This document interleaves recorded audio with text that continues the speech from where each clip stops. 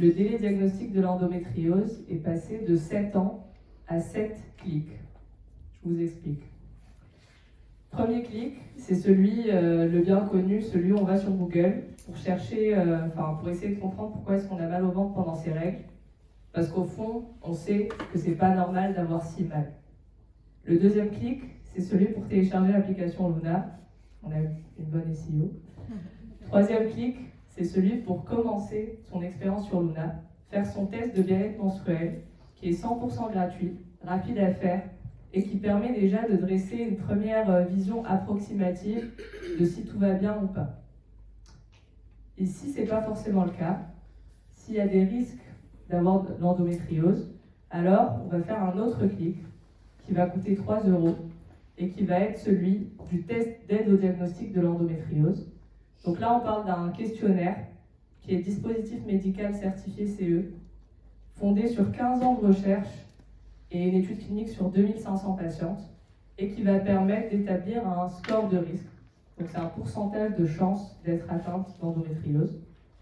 On continue avec un autre clic pour avoir les conseils de Dr Luna qui sont hyper personnalisés selon les données qu'on a entrées dans le questionnaire.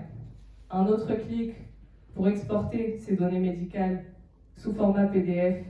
Et là, ce PDF, vous allez l'envoyer à votre médecin avant votre consultation. Il va l'adorer et ensemble, vous allez avoir un temps médical de qualité où vous allez pouvoir échanger. Et enfin, si vous habitez à Marseille et bientôt à Paris et dans d'autres villes, vous pourrez faire le dernier clic. Et celui-là, ce sera pour prendre rendez-vous dans le premier centre de dépistage de l'endométriose en France qu'on vient d'ouvrir avec Luna à Marseille, à la clinique Bouchard. Et en fait, vous allez arriver, trouver une sage-femme qui a été formée par notre comité scientifique, parce qu'on est organisme de formation et qu'on fait des formations auprès des professionnels de santé qui sont 100% gratuites et qui permettent de les monter en compétences. On en a fait 3 à l'heure actuelle et on a une communauté de plus de 100 sages-femmes qui viennent et qui reviennent. Et une fois que vous allez retrouver cette sage-femme, puisqu'elle a aussi été formée par notre équipe à notre produit digital, elle va savoir comment vous prendre en charge, ce qui s'est passé chez vous, dans votre lit, sous votre couette avec votre application mobile. Elle va savoir comment vous prendre en charge et les next steps. Typiquement, ça va sûrement être un examen d'imagerie et vous pourrez le faire directement aussi dans le centre parce qu'on a fait des partenariats avec des radiologues autour.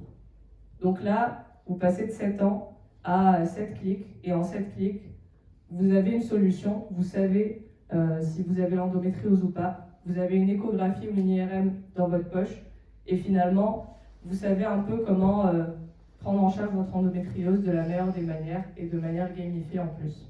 Merci.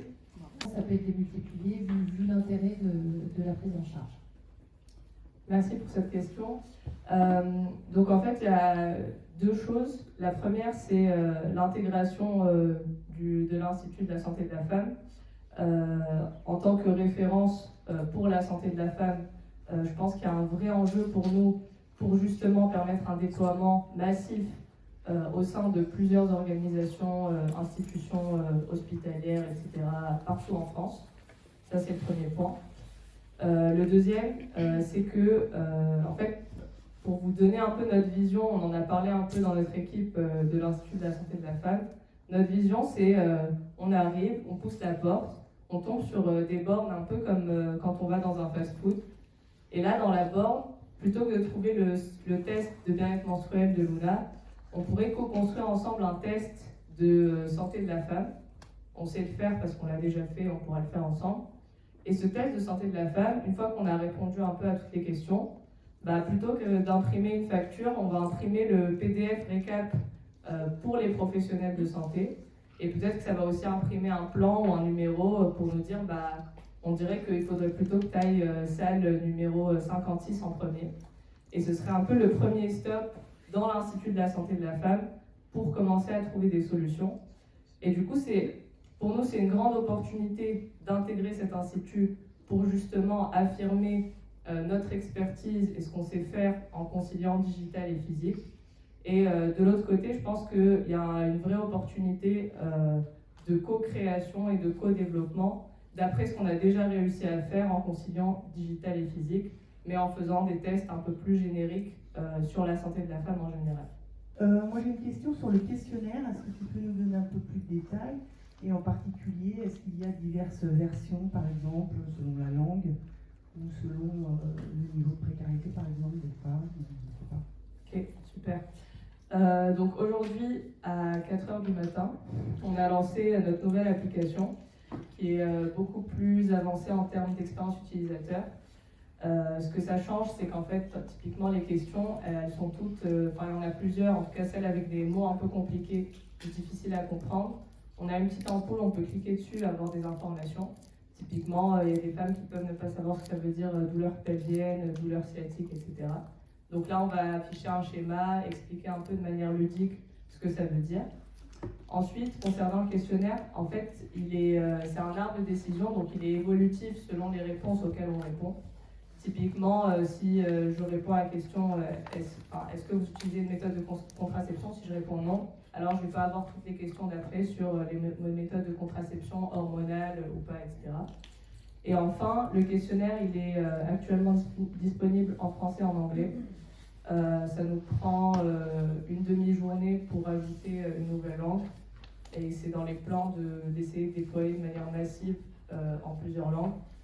On est en train de discuter justement avec plusieurs pays à l'étranger pour le faire, que ce soit en Thaïlande ou plutôt côté Maghreb.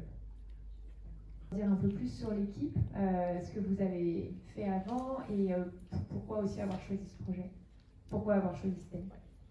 Du coup, notre équipe est composée de 2 cofondateurs qui sont des experts de l'endométriose en France. L'un, c'est le professeur Charles Chaperon, qui est le chef de service de l'hôpital Cochin à Paris, gynéco.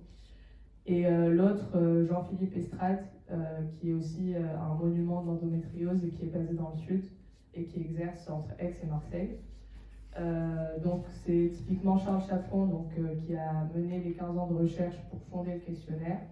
Et c'est la réunion des deux qui a fait qu'ils se sont dit et si on démocratisait ça grâce au digital. Et c'est de là que l'équipe a été créée. L'équipe elle est constituée du coup à la fois d'un comité scientifique, des cofondateurs qui sont médecins experts et de passionnés du produit comme moi typiquement. On a des développeurs, des personnes en produit, des personnes en marketing, tous passionnés par l'endométriose parce qu'on pense vraiment que, en fait, nous on appelle ça dans l'équipe, l'endométriose, on appelle ça le cheval de Troie de la santé de la femme, parce qu'on considère que c'est une maladie qui réunit une tonne de professionnels de santé hyper pluridisciplinaires. Donc ça rend les choses beaucoup plus compliquées à organiser quelque part, parce que c'est beaucoup de profils différents.